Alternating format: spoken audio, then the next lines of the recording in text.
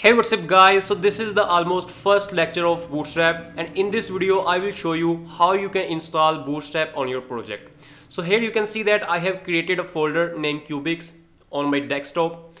I will use Visual Code Studio in this course.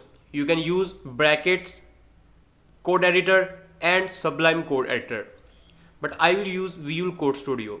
Click on File, open folder, click on Cubics, press OK button.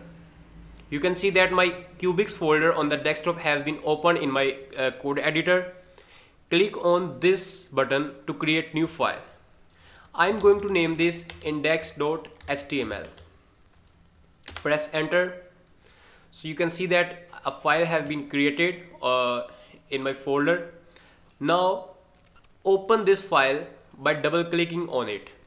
I will open it in Firefox.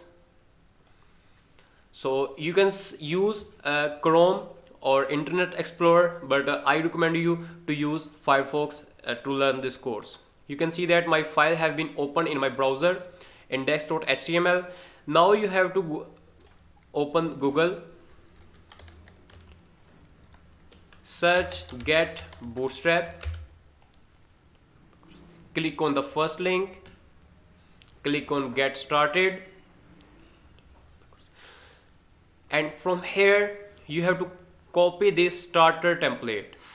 Copy this and paste this inside your index.html folder. So this is the boilerplate ready-made code your Bootstrap have been installed on your project. So basically this is the basic syntax of HTML. I hope you know the basic syntax of HTML, and we need two links.